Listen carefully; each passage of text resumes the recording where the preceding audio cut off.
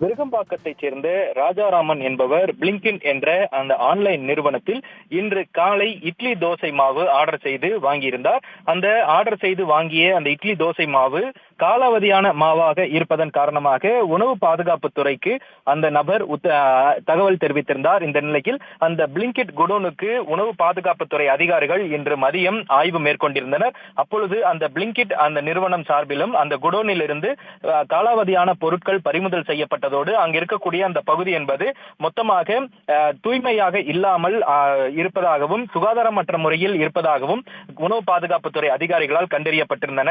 இந்த நிலையில் உணவு பாதுகாப்புத்துறை அதிகாரிகள் உடனடியாக அங்கிருந்த பறிமுதல் செய்யப்பட்ட அந்த உணவுப் பொருட்களை எடுத்துக்கொண்டும் அதே போன்று அந்த காலாவதியான உணவுப் பொருட்களை வைத்திருந்ததற்காக 1000 ரூபாய் அபராதமும், தூய்மையாக பராமரிக்கப்படவில்லை என்பதன் காரணமாக அதற்கு ஒரு 1000 ரூபாய் என 2000 ரூபாய் என்று உணவு பாதுகாப்புத்துறை அதிகாரிகளால் அந்த குடோனுக்கு அபராதமும் விதிக்கப்பட்டிருக்கிறது. இந்த நிலையில் சம்பந்தப்பட்ட அந்த ஆன்லைன் பிளிங்கிட் நிறுவனத்திற்கு தமிழ்நாடு உணவு பாதுகாப்புத்துறை தரப்பிலிருந்தும் நோட்டீஸ் அனுப்பப்பட்டிருக்கிறது.